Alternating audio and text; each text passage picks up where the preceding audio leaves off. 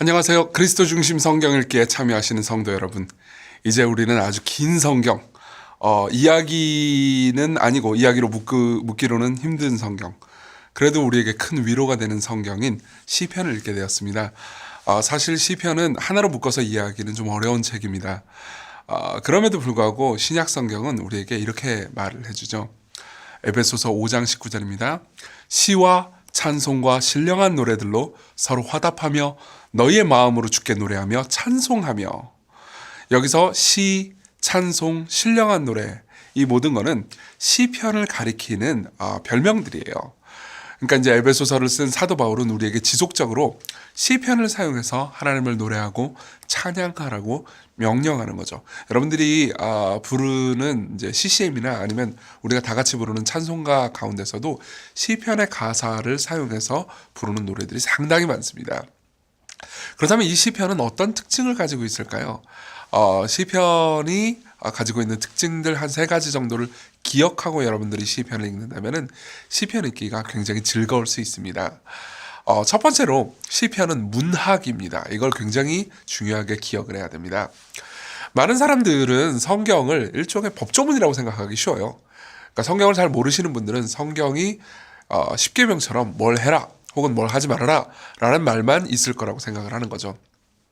하지만 성경은 법뿐만 아니라 역사, 예언, 지혜, 문학이라는 아주 다양한 방식으로 진리를 굉장히 다채롭게 전달해 줍니다. 예를 들면 이런 거죠. 역사는 우리 역사서 많이 보았죠? 그렇죠? 역사서는 이렇게 얘기해 줍니다. 이스라엘 역사를 잘 살펴보니까 의인들은 결국 복을 받고 악인들은 망하더라. 이걸 역사 가운데 쭉 보여주는 거죠. 그렇죠? 그리고 예언은 이렇게 말합니다. 지금 너희들이 잘 먹고 잘 사는 것처럼 보이지만 악인들 너희들은 결국 망할 거다. 그리고 의인들은 지금 고통당하는 것처럼 보이지만 인내한다면 결국 복을 받을 것이다. 예언은 이렇게 이야기해 주는 거죠. 그리고 지혜서, 예컨대 잠언이나 전도서나 욥기 같은 것들 있잖아요. 그걸 보면은 삶을 자세히 살펴보니까 의인들이 까닭없이 고통당할 때도 있긴 하고, 그리고 삶이 그렇게 잘 통제되지는 않지만 결국 보니까 의인들은 복을 받고 악인들은 망한다라는 것을 깨달았노라. 이렇게 이야기를 해줍니다. 그리고 법은 이렇게 말합니다. 의인들은 복을 주어야 하고 악인들은 망하게 만들어야 한다. 신명기는 보통 이제 이렇게 이야기를 해주죠. 근데 시는 이렇게 말합니다. 시편은 이렇게 말하죠. 시편 1편을 기억하시나요? 복 있는 사람은 악인들의 꾀를 따르지 아니하며 죄인들의 길에 서지 아니하며 오만한 자들의 자리에 앉지 아니하고 오직 여호와의 율법을 즐거워하여 그 율법을 주야로 묵상하는 자로다. 그는 시냇가에 심은 나무가 철을 따라 열매를 맺으며 그 잎사귀가 마르지 아니함 같으니 그가 하는 모든 일이 다 형통하리로다. 악인들은 그렇지 않으며 오직 바람에 나는 겨와 같도다. 그러므로 악인들은 심판을 견디지 못하며 죄인들이 의인들의 모임에 들지 못하리로다. 무릇 의인들의 길은 여호와께서 인정하시나 악인들의 길은 망하리로다. 자, 이거는 노래고 시입니다. 문학입니다. 그렇죠? 왜 노래고 시일까요? 왜 하나님께서는 우리에게 노래, 시, 이 문학을 주셨나요? 보통 시와 노래는 암기해서 부르죠. 이걸 통해서 마음의 진리를 남기는 겁니다. 아름다운 표현으로, 아까 우리 시편 1편만 해도 굉장히 아름다운 표현을 주잖아요. 생생한 비유 같은 것들을 들고요. 그렇죠? 이 아름다운 비유와 표현으로 감동을 주죠. 우리도 삶에서 굉장히 힘들 때가 있지 않습니까? 힘들 때 보면 이런 때가 분명히 있으셨을 거예요. 너무너무 힘든데 갑자기 내가 암기하고 있던 찬양의 가사가 딱 생각이 나는 겁니다. 그러면은 그 가사가 마음에 깊이 와닿아서 위로와 격려가 될 때가 분명히 있었을 겁니다. 마찬가지로 시편은 그렇게 우리의 마음에 진리를 남기기 위해서 문학으로 기록됐습니다. 그렇기 때문에 우리는 이 시를 읊조리고 암송하고 노래로 부를 필요가 있죠. 그러니까 여러분들이 시편을 읽을 때는 그냥 눈으로 보시면 안 됩니다. 입으로 보셔야 돼요. 입으로 읊조리십시오.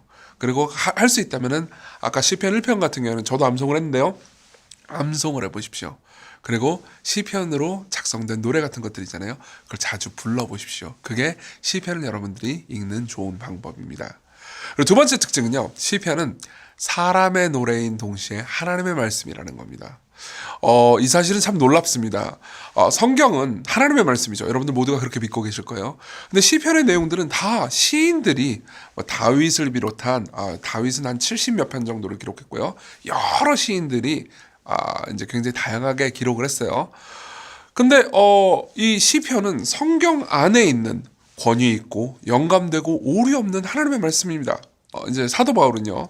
디모데후서에서 이렇게 얘기를 해요. 모든 성경은 하나님의 감동으로 된 것으로 교훈과 책망과 바르게 함과 의로 교육하기에 유익하다. 이렇게 이야기를 해주죠. 근데 이 시편은 사람들의 노래예요. 다윗 것을 비롯한 사람들의 노래고 여기에는 사람들이 하나님을 찬양하는 내용도 있지만 사람들이 하나님께 뭘 해달라고 간구하는 내용도 있고요. 사람들이 누구 쟤 좀 저주해 주세요 하면서 저주하는 내용도 있고요. 그리고 교훈도 있고 심지어 하나님을 향한 원망도 있습니다. 예를 한번 들어볼까요? 시편 88편을 보면요. 이런 내용이 있습니다. 여호와여 어찌하여 나의 영혼을 버리시며 어찌하여 주의 얼굴을 내게서 숨기십니까? 내가 어릴 적부터 고난을 당하여 죽게 되었사오며 주께서 두렵게 하실 때 당황하였나이다. 주의 진노가 내게 넘치고 주의 두려움이 나를 끊었나이다. 이런 일이 물같이 종일 나를 애우며 함께 나를 둘러쌌나이다.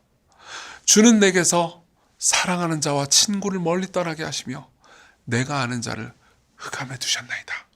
실제로 이 88편 맨 마지막 절 있잖아요. 이 장면을 히브리어로 읽잖아요. 그럼 무슨 의미냐면은 흑암이 내 친구입니다.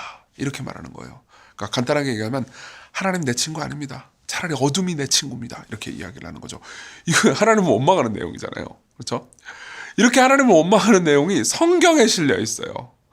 무슨 말이냐면 우리 구주께서는 이런 기도를 하나님을 원망했다고 그래가지고 검열하고 걸러내지 않으셨다는 거죠. 실제로 시편 주석, 아주 좋은 시편 주석을 쓴 구약학자 데렉 키드너라는 사람이 있는데요.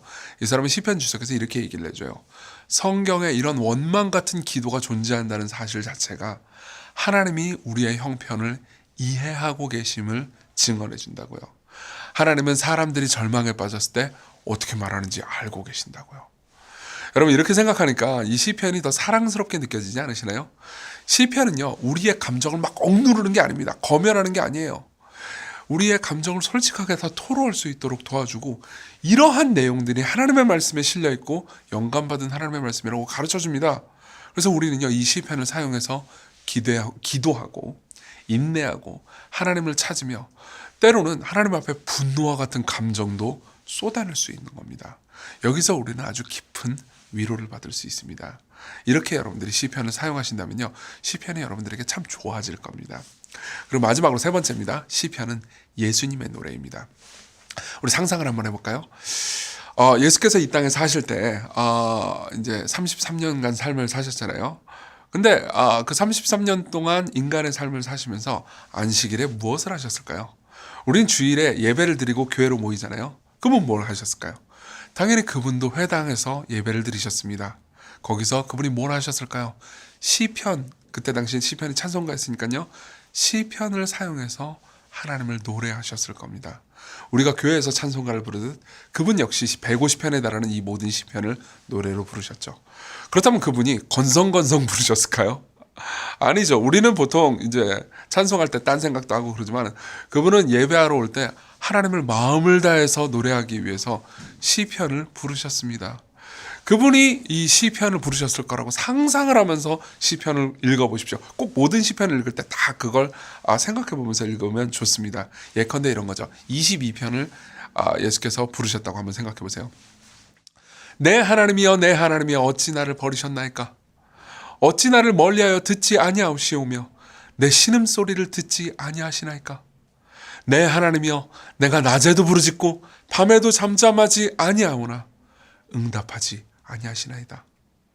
사실 이 시편 22편 1절 말씀은요 예수께서 십자가상에서 부르짖은 말씀이기도 합니다. 나의 하나님 어찌하여 나를 버리셨습니까? 그죠? 무슨 말이냐면 그때 십자가에서 예수께서는요 시편 22편을 생각하고 계셨다는 거죠. 그죠? 근데 예컨대 회당에서 예수님께서 시편 22편을 부르셨을 때 어떤 생각을 하셨을까요?